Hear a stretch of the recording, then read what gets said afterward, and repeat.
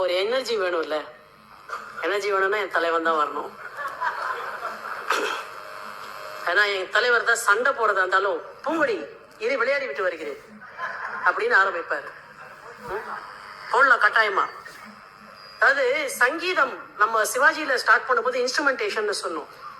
நான் தொடக்கத்துல சொன்னதுதாங்க, எம்ஜிஆரை பிடிக்காது சிவாஜியை பிடிக்கும், சிவாஜியை பிடிக்கும் எம்ஜிஆரை பிடிக்காது, இல்லை எம்ஜிஆரை பிடிச்சதுனால சிவாஜியை பிடிக்காது, இதெல்லாம் பைத்தியக்காரத்தனம். சிவாஜி எந்த அளவுக்கு கான்ட்ரிபியூட் பண்ணியிருக்காரோ ஈக்குவலா எம்ஜிஆர் கான்ட்ரிபியூட் பண்ணியிருக்காரு. It's a fact. அதை அழிக்கவே முடியாது. எவ்வளவு காண்டா இருந்தாலும் அழிக்க முடியாது. காண்டாரவங்க அழிக்குவாங்க. நீ சிவாஜி பேசுறது ஓகே, ஆனா எம்ஜிஆர் பேச பிடிக்காட்டி கிளம்புப்பா. நல்ல ரசிகர்கள் ரெண்டையும் ரசிப்பாங்க. நான் சொல்ற இதெல்லாம் நல்லா இருக்கா இல்லையான்னு பாருங்க. நீங்க நீற்றொழுக்கு அப்படின்னு ஒரு வார்த்தை இருக்கு. அது இல்லைங்க, ஆற்றொழுக்குன்னு கேள்விப்பட்டிருக்கோம். நீற்றொழுக்குன்னா என்னன்னா, இப்ப ஆறு இல்லாத ஊர்ல என்ன சொல்றது? நீர் எல்லா இடத்துலயும் இருக்கும், ஆறு சில இடத்துல தான் இருக்கும். நீற்றொழுக்கு என்பது like the flow of a water அப்படின்னு சொல்றது. இந்த மாதிரி மியூசிக்க எம்ஜிஆர் எப்படியெல்லாம் அவரோட பிலிம்ல ஒண்ணு அவர் படத்துல வந்த சங்கீதத்துக்கு அவர் எவ்வளவு மெனக்கட்டு இருக்காரு, சங்கீதம் அவர் படத்துல வந்த போது அவர் அதுல என்னவா இருந்திருக்காரு. இங்க இருந்து இதை ஆரம்பிப்போம். ஏன்னா மியூசிக் எல்லாருக்கும் பிடிச்ச ஒரு பாயிண்ட். இப்ப நம்ம சிவாஜிக்கு நான் கவிஞனும் இல்லையில சொன்ன கிட்டார் மாதிரி எம்ஜிஆர் கிட்டார் ரெண்டு இடத்துல பயன்படுத்துறார். ஒன்று, உன்னை அறிந்தால் நீ உன்னை அறிந்தால் உலகத்தில் போராடலாம், உயர்ந்தாலும் தாழ்ந்தாலும் தலை வணங்காமல் நீ வாழலாம். அதுலதான் அழகான ஒரு வார்த்தை வரும். இந்த மேடையில் ஆரம்பிக்கும் போது சொன்னாங்க, மாபெரும் சபைகளில் நீ நடந்தால் உனக்கு மாலைகள். அது பெரிய விஷயம் இல்லைங்க. நம்மளே ரெடி பண்ணி ஆளை செட்டிங் பண்ணி மாலையை வாங்கி கொடுத்து தலைவா நான் மேடையில் வரும்போது போட்டோம்னா மாபெரும் சபைகளில் நீ நடந்தா மாலை விழுந்துரும். ஆனா அடுத்த லைன் வச்சா பாருங்க, ஒரு மாற்று குறையாத மன்னவன் இவன் என்று போற்றி புகழ வேண்டும். மாலை எவன் வேணா போடலாம்டா, ஆனா மக்கள் போற்றி புகழணும். அது ரொம்ப முக்கியம். அந்த பாட்டுல அவர் வச்சார் பாருங்க, பூமியில் நேராக வாழ்பவர் எல்லோரும் சாமிக்கு நிகர் இல்லையா, பிறர் தேவை அறிந்திங்கு உதவி செய்பவர்கள் தெய்வத்தின் பிள்ளை இல்லையா. அவங்களே தெய்வம்னு சொல்லிடக்கூடாது. Your God sent child, please help others. People who are helping others are God sent children. They are not God themselves. ஏன்னா இங்க நம்ம எப்பவுமே அளவுக்கு மீறி கொண்டாடிடுவோம். எதையுமே அப்பெல்லாம் தேவையில்லை, லிமிட்டா கொண்டாடினா போதும். அப்ப இந்த கிட்டாரை உன்னை அறிந்தால் நீ உன்னை அறிந்தால் பாட்டுல அவர் எப்படி யூஸ் பண்றாரு அப்படின்னு நீங்க எம்ஜிஆருக்கு எழுத்தண்ணி சங்கீதம் தெரியுங்க, கிளாசிக்கல் மியூசிக் தெரியும். தயவுசெய்து அவர் அண்டர் எஸ்டிமேட் பண்ணாதீங்க. யாரோ இசையமைப்பாளர்கள் இசை போட்டு கொடுத்தார்கள், பாட்டெல்லாம் ஹிட் அடிச்சு தலைவர் பேர் வந்துருச்சுலாம் நினைக்காதீங்க. சாவடிப்பார் ஒரு பாட்டு முடிக்கிறதுக்கு முன்னாடி. 23 டியூன் போட்டாக்க 18வது டியூன்ல இருக்கிறத சரணத்துக்கு வச்சுக்கோ, 12வது டியூன்ல இருக்கிறத பல்லவிக்கு வச்சுக்கோன்னு கழுத்து இருப்பாரு. அந்த மாதிரியான ஒரு வேலை வாங்கக்கூடிய ஒரு பர்சன் அவரு. இவர் பாடினாள் ஒரு பாட்டு பால் நிலாவினில் நேற்று, அதுல ஒரு கிட்டார் வாசிப்பாரு. இந்த ரெண்டு கிட்டாரையும் அவர் எப்படி ஹேண்டில் பண்றாருன்னு அந்த ரெண்டு பாட்டையும் நீங்க போய் பார்த்தீங்கன்னாக்க எவ்வளவு ப்ரொஃபிஷியன்ட்டா சிவாஜி கணேசன் இன்ஸ்ட்ருமெண்ட்ஸை யூஸ் பண்ணாரோ அதுக்கு ஒரு மாத்து குறையாமல் எம்ஜிஆர் இன்ஸ்ட்ருமெண்ட்ஸை யூஸ் பண்ணியிருப்பார். உங்க எல்லாருக்கும் தெரிஞ்ச ஒரு பாட்டு அகெயின், அதுவும் ஒரு கொள்கை பாட்டு மாதிரிதான், எல்லாம் ஒரு வேல்யூஸ் சொல்ற பாட்டு தான். கண் போன போக்கிலே கால் போகலாமா, கால் போன போக்கிலே மனம் போகலாமா, மனம் போன போக்கிலே மனிதன் போகலாமா, மனிதன் போன பாதையை மறந்து போகலாமா, நீ பார்த்த பார்வைகள் கனவோடு போகும், நீ சொன்ன வார்த்தைகள் காற்றோடு பாகும், ஊர் பார்த்த உண்மைகள் உனக்காக வாழும், உணராமல் போவோர்க்கு உதவாமல் போகும், பொய்யான சில பேருக்கு புதுநாகரீகம், புரியாத பல பேருக்கு எது நாகரீகம், முறையாக வாழ்வோர்க்கு எது நாகரீகம், முன்னோர்கள் சொன்னார்கள் அது நாகரீகம், திருந்தாத உள்ளங்கள் இருந்தென்ன லாபம், வருந்தாத உருவங்கள் பிறந்தென்ன லாபம், இருந்தாலும் மறைந்தாலும் பேர் சொல்ல வேண்டும், இவர் போல யாரென்ற ஊர் சொல்ல வேண்டும். சொல்லுச்சு சார் ஊர். அவன் இவர் போல சார் 40 வருஷம் ஆக போகுது அந்த மனுஷன் போய். இன்னைக்கும் எம்ஜிஆர் எதிர்த்து ஒரு வார்த்தை சொல்லிட்டு ஒரு பையன் இங்க ஒரு ஓட்டு வாங்க முடியாதுன்னு வச்சிட்டாருல்ல. அது ஏன் அப்படின்னாக்க அவர் பண்ண அரசியல்னால இல்ல, மனசார எந்த வயிறும் பசிக்க கூடாதுன்னு ஒருத்தர் இந்த உலகத்துல இருந்தானாக்க அவனை இந்த உலகம் மறக்காது.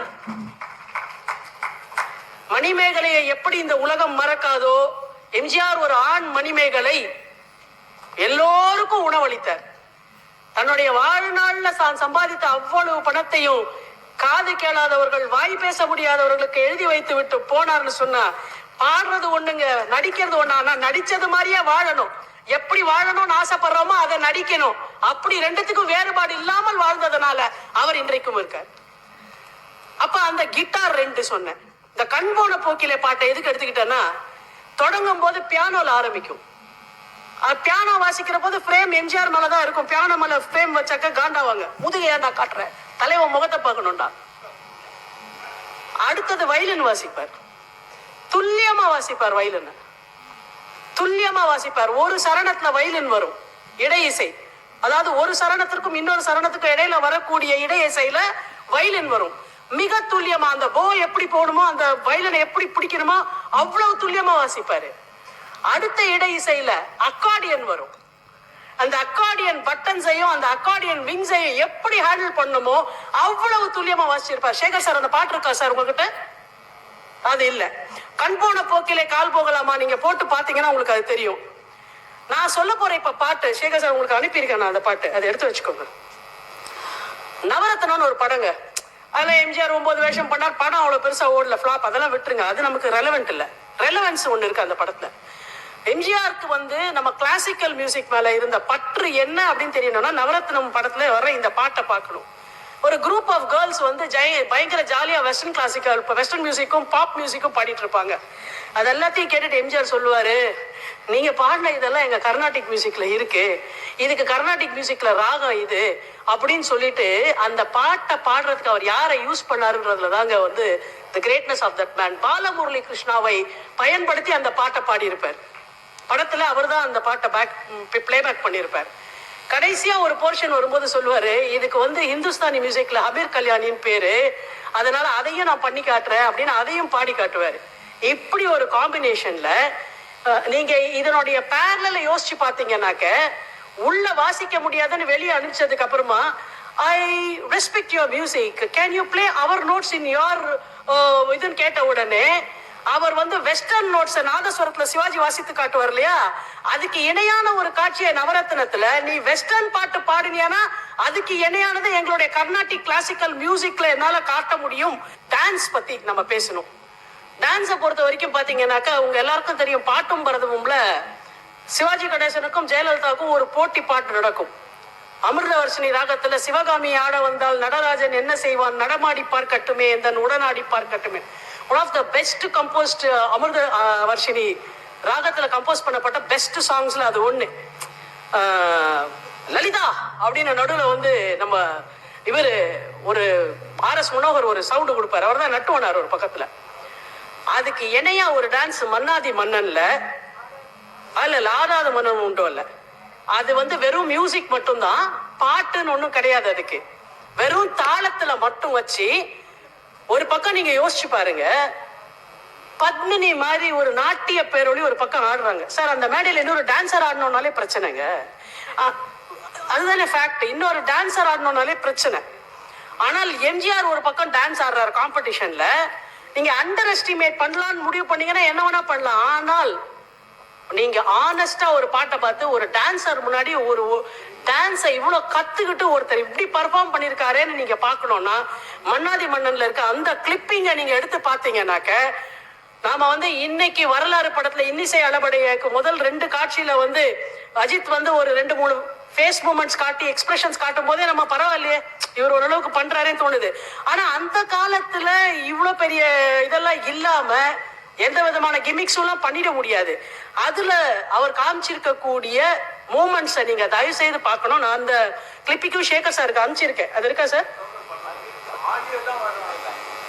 ஆடியோ வந்த பிரயோஜனம் இல்லை, வீடியோ. நான் அது மன்னாதி மன்னன்ல போய் அந்த கிளிப்பிங் எடுத்து போட்டு பாருங்க. அன்பார்ச்சுனேட்லி இங்க இல்ல, இருந்திருந்தா அது it would have been a treat for the eyes. சரிங்க, ஒரு உண்மையான கலைஞனுடைய பாடி லாங்குவேஜ் என்னவா இருக்கும், இல்ல அவன் என்னவா நடந்துக்குவான். ஒரு நல்ல கலைஞன், இப்ப எனக்கும் ஒண்ணு தெரியும், ரேவதி மேடமுக்கும் ஒண்ணு தெரியும்னு வச்சுக்கோங்க, 2 பேருக்குமே ஒரே விஷயம் தெரியும். ஒரு இடத்துல ரேவதி மேடம் எக்ஸல் பண்றாங்கன்னு வச்சுக்கோங்களேன், உண்மையான ஆர்டிஸ்டா இருக்கேன். நான் உண்மையான ஆர்டிஸ்ட்னா என்ன பண்ணுவேன்னாக்க, பாடினா ரேவதி மேடம் பாடினோம்பா, நம்ம மரியாதைக்கு ஓடி போய் உட்காந்துடணும் ஒரு ஓரத்துல அப்படின்னு சொல்லிட்டு உட்கார்ந்தா அவன் உண்மையான கலைஞர். நானும் போட்டி குருமா வைக்கிறேன்னு வைக்க கூடாது. எம்ஜிஆர் வந்து அதை ரொம்ப அழகா செய்வாருங்க. நீங்க எல்லாரும் இந்த பாட்டு பார்த்திருக்கீங்களா தெரியல. விழியே விழியே உனக்கென்ன வேலை, விருந்துக்கு வரவா நாளைக்கு மாலை. அட்டகாசமான பாட்டு. விழியே விழியே உனக்கென்ன வேலை, விருந்துக்கு வரவா நாளைக்கு மாலை. தூது சொல்லடி மெதுவாக, நீ தூது சொல்லடி மெதுவாக. இளந்தோள்களிலே அசைந்தாடட்டுமா, நெஞ்சை கேட்டு சொல்லடி சுவையாக, நெஞ்சை கேட்டு சொல்லடி சுவையாக. டான்ஸ் வந்து பப்ளி. ஜெயலலிதா வந்து அவ்வளோ பப்ளியா ஒரு டான்ஸ். அதோட அவங்க காஸ்டியூம் ஒரு மிடி மாதிரி, அந்த காலத்துல அவ்வளவு பேட்ச் ஒர்க் போட்ட ஒரு மிடி காஸ்டியூம். டிசைனர்ஸ் வந்து இன்னைக்கும் எடுத்து பார்த்து, ஓ இந்த ஸ்கர்ட் நல்லா இருக்கு, எப்படி ஒரு ஸ்கர்ட் போட்டு விடலாமே அப்படின்னு காஸ்டியூம் டிசைனர்ஸ் ரெஃபரன்ஸுக்கு வச்சுக்க வேண்டிய ஒரு ஸ்கர்ட் அது. 2 பேரும் தான் டான்ஸ் ஆடுவாங்க. ஒரு ஸ்டேஜ்ல தெரியும் எம்ஜிஆருக்கு, பொம்பளை நல்லா ஆடுறாப்பா, நம்ம மரியாதைக்கு ஓரத்துல நின்று ரசிச்சாவே போதுமானதுன்னு. தலைவர் ஓரத்துல போய் அழகா இப்படி கையை கட்டிட்டு, நீ ஆடு ஆடு நான் பாத்துக்கிறேன் அப்படின்ற மாதிரி ஒரு ஓரத்துல நின்று எக்ஸ்பிரஸ் பண்ணுவாரு. ஃபுல்லா அந்த இவ்வளோத்துக்கும் அந்த மாதிரி சுத்துவாங்க. அதை ரசிச்சு ரச்சா என்ன ஆட்டம் ஆடுதுற அந்த பொண்ணு, நல்லதான் ஆடுது, பரவாயில்ல, நல்ல ஹீரோயின் தான் நம்ம போட்டுருவோம் படத்துல அப்படின்ற அவ்வளோ கர்வமும் அவர் கண்ணில் தெரியும். இது ஒரு ஆர்டிஸ்ட் மனசு என்ன அப்படின்னாக்கா, எதிர இருக்கவனுடைய ஆர்ட் ரொம்ப அற்புதமாக இருந்தா ஓரமா நின்று ரசிக்கிற ஒரு கலைஞர் இருக்காருல்ல, அதனாலதாங்க எம்ஜிஆர் படம் ஜெயிச்சது. இன்னொன்னு சொல்றேன், ஒரு நல்ல ஆர்டிஸ்ட் எப்படி தெரியுமா இருப்பான், எனக்கு ஒன்னும் பிரச்சனை இல்ல, வா நீயும் வா, 2 பேர்ல ஒண்ணு பாத்துடலான்னு சொல்றது இருக்கும். இத ஒவ்வொரு படத்திலும் எம்ஜிஆர் நம்பியாரோட செய்திருப்பார். அதே மாதிரி இந்த நிராயுத பாணி அடிக்க கூடாதுன்றதுக்காக ஒருத்தன் கையில வாள் இருந்து சண்டை போட்டு அந்த வாள் படுத்தா, எடுத்துக்கொள் உன் குத்துவாளை அப்படிம்பாரு தலைவர். இதெல்லாம் வந்து என்னன்னாக்க, நிராயுத பாணியா இருக்கவனை அடிக்காதே அப்படின்னு ஒரு ஃபாலோயிங் இருக்கவனுக்கு வந்து நம்ம ஊர் ஆளுங்க என்ன பண்ணுவாங்க, கையில வெப்பன் இருந்த உடனே குத்து குத்து குத்து குத்துன்னு எல்லாரையும் குத்துறது இப்பதானே பாக்குறோம்.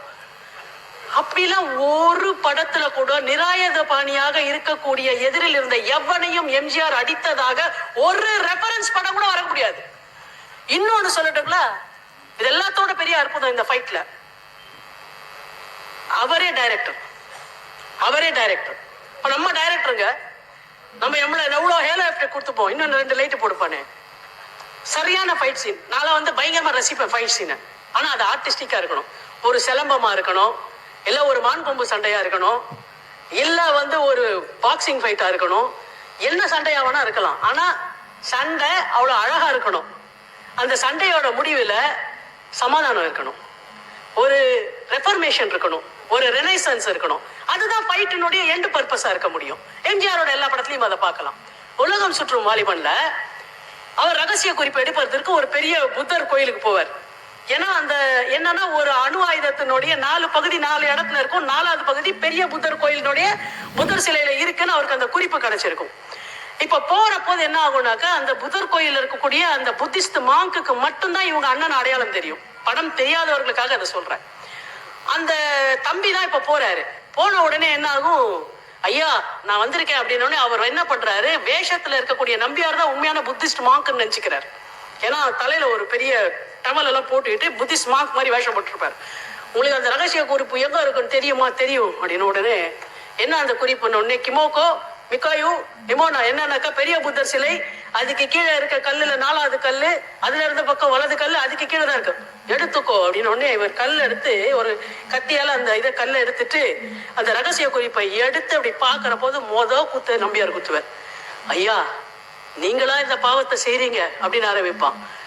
நம்பியார் ஃபுல் இதையும் பார்த்தாக்கா, ஒரு கோல்டன் கலர்ல ஷார்ட்டா ஒரு வேஷ்டிய கட்டிட்டு தொடையில பட்ட பட்ட பட்ட பட்ட பட்ட பட்ட அப்படிமா ஒரு தங்கப்பல்ல வச்சுக்கிட்டு அந்த ஃபைட்டை நீங்க பார்த்து முடிச்சு செம்ம மாத்திடுவார். அந்த புத்தர் சிலையில ஒண்ணுமே அடிக்க மாட்டார். அப்படியே வெளியில கூட்டிட்டு வந்தவரை வெளியில வந்த உடனே திருப்பி கொடுப்பாரு ஃபுல்லா. அவன் ஓஞ்சி கீழே விழுந்துருவான். இப்ப உண்மையான அந்த மாங்க் யாருன்னு தேடி உள்ள போவார். அவருக்கு தண்ணி தெளிச்சு அவரை கூட்டு வர்றார். என் நண்பன் எங்கே அப்படின்னு அந்த மாங்க் கேட்பார். யாரு? அவர் அடிச்சு போட்டுட்டு வேஷம் போட்டுட்டு இருக்காருல நம்பியார், அவன் எங்கே? உடனே இங்கதான் இருக்கிறான். அவர் தாங்க டைரக்டர். நல்லா யோசிச்சு பாருங்க, அவர் தான் டைரக்டர். எம்ஜிஆர் தான் டைரக்டர் படத்துக்கு. இப்ப அந்த மாங்க் கேட்பாரு, என்ன நண்பா இப்படியா ஒருவரை அடிப்பது? கோயிலுக்குள்ளே நான் ஒரு அடி கூட இவரை அடிக்கவில்லை, இவர்தான் என்னை அடித்தார். வெளியே தான் நான் இவரை அடித்தேன் அப்படின்னு சொல்லுவார். ஃப்ரெண்ட்ஸ் பிடிச்சிருந்தால் லைக் பண்ணுங்கள், சப்ஸ்கிரைப் பண்ணுங்கள், ஷேர் பண்ணுங்கள். தேங்க்யூ. காலம் அறிந்து